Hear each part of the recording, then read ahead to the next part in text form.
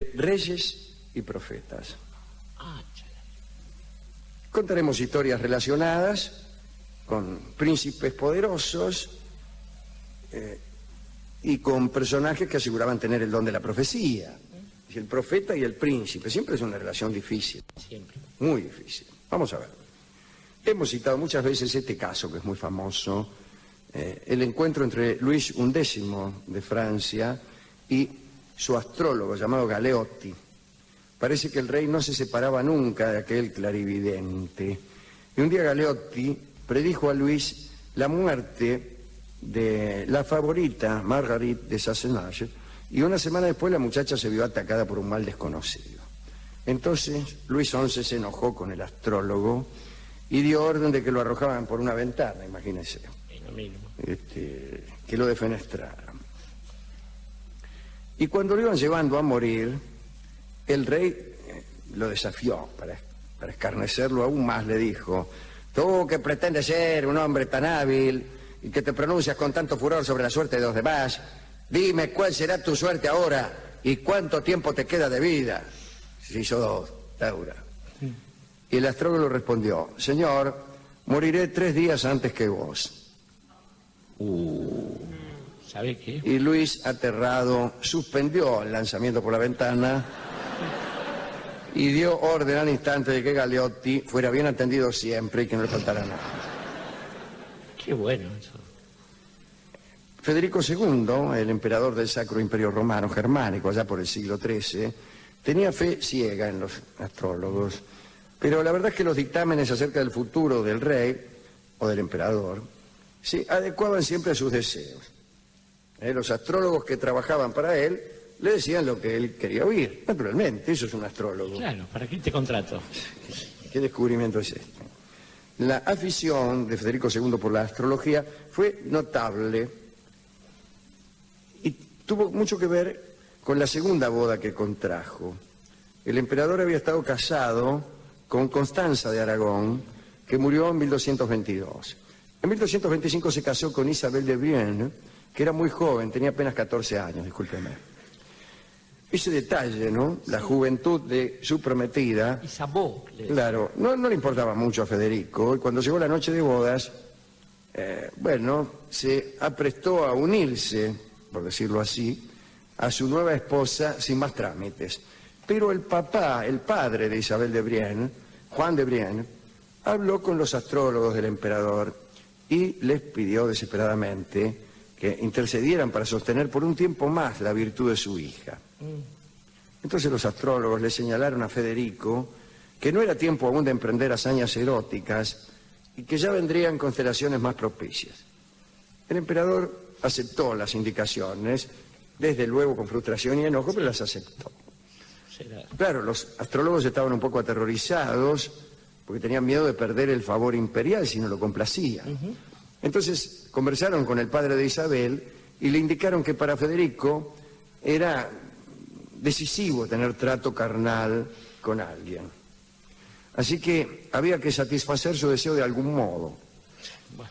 Entonces, junto con Juan de Brienne, hicieron un sospechoso diseño zodiacal y le sugirieron a Federico que podría ser beneficioso para su porvenir el encuentro con una prima de Isabel, que actuaba como dama de honor, y así Federico, unos días después, por indicación de sus astrólogos, se unió a una prima de su mujer, a la que tuvo por favorita durante un tiempo. Mientras tanto, iba esperando que la buena estrella indicara el momento en que pudiera unirse a Isabel.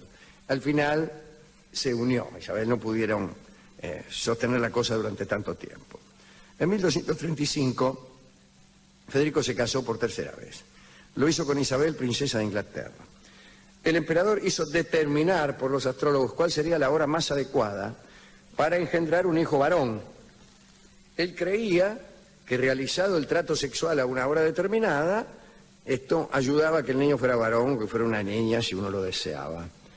Bueno, preguntó entonces con exactitud, exigió que le dijeran con exactitud cuáles eran las horas para engendrar hombres, y los astrólogos prepararon un horario.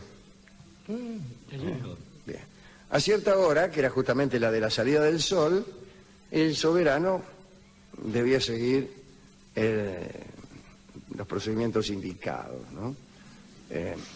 Estuvo con la mujer mientras el sol salía y luego le dijo, mientras acariciaba sus cabellos, lleva usted un hijo.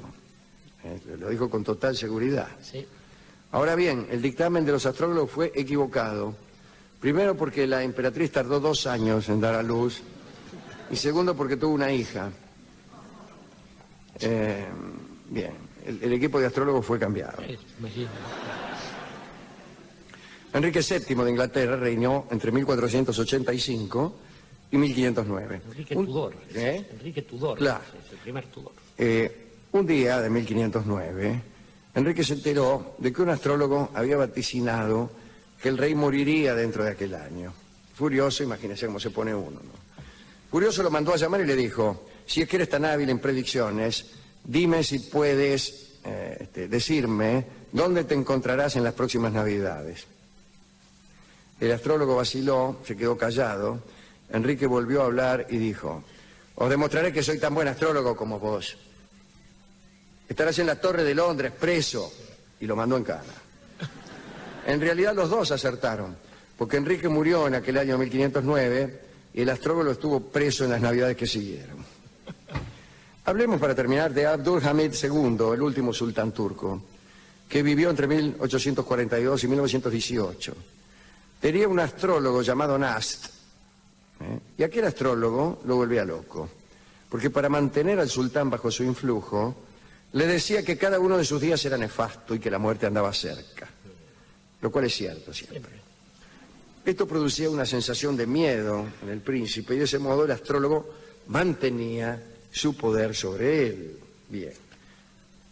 Así las cosas, el príncipe Abdülhamid II resolvió eludir a la muerte, llenando sus palacios de toda clase de artificios de seguridad. Usaba un fez, ¿conoce usted el fez? ¿Cómo no? El sombrero, los turcos, con alma de fierro, tenía acero por dentro. Todas sus ropas estaban disimulando planchas y blindajes. Estaba blindado hasta la pera, para evitar que alguien lo matara. No solo la comida a él destinada tenía que ser revisada hasta los últimos extremos, en caso de espárragos y bananas, claro, por ejemplo, sino también todos los papeles y cualquier objeto relacionado con su intimidad. Ante cada predicción de Nast, Abdul respondía con más cuidados. Y hay que decir que Nast todos los días le pronosticaba una muerte cercana y terrible. Bueno, el príncipe llenó sus edificios de refugios secretos, encargó la construcción de distintos recovecos a 12 arquitectos que no se conocían entre sí, para que no fuera plural el conocimiento de los escondites. Los grupos de trabajadores actuaban bajo la voluntad deliberada de que no supiera ninguno de ellos lo que hacía la cuadrilla de al lado. Se multiplicaron las paredes falsas, las cámaras cerradas, los pasillos, las escaleras engañosas. Se sabe que muchos de los artificios que montó para herir a los presuntos agresores causaron la muerte de servidores inocentes. Otros, supuestamente invitados a visitar al sultán, eran en realidad enviados a la muerte por el propio astrólogo Nast y caían en las trampas del palacio. Con estas muertes cercanas a las cámaras de Abdul, el astrólogo certificaba los peligros que él predecía y felicitaba al sultán por la eficacia de sus cuidados. En 1908 Abdul fue destituido. Lo enviaron al exilio en compañía de 7 mujeres de su harén y del astrólogo. Se instalaron en Salónica y allí Abdul desesperaba por construir los mismos dispositivos que habían conservado su vida mientras detentaba el poder. En su demencia llegó a pensar que solo con esos artificios podría sostener la vida. Cuando enfermó, tenía cerca de 80 años y se quejaba por no poder obrar como lo había hecho en Estambul. Pedía que llamaran arquitectos y pensaba diseños de escondites para eludir lo inevitable. Nadie le daba bolilla. Antes de morir le dijo al astrólogo Nast que sus predicciones eran correctas y que seguramente por confiados e inoperantes, por no poder construir los refugios indispensables, llegaría irremediablemente la muerte. Y la muerte llegó. Pero es interesante la idea de creer que la muerte llega por nuestra ineptitud para evitarla. Justamente, es tremendo. Hay un amigo de este programa que ha dejado de escribir hace tiempo, Martin Heidegger se llamaba, Sí, el señor. hombre, y que justamente decía que la muerte era algo inminente siempre, y que había dos clases de personas. Las que estaban pensando todo el tiempo en la muerte. El Dasein, el ser ahí, ¿no? Claro. Y las otras, que él El llamaba ser las que inauténtico, vivían decía, el ser inauténticamente. inauténtico. Y esa gente, ¿de qué estaba pendiente? De la opinión de los demás. Claro. Por eso Heidegger decía que lo peor era la publicidad, sin pensar en el nazismo que le andaba cerca, ¿no? Pero bueno. Y después los chismes. Que la gente que repetía chismes era malvada, siniestra, cobarde. Y estaba tratando de olvidarse de que se iba a morir. Exactamente. Impresionante que usted se haya acordado de eso. Me impresiona mucho. Bueno.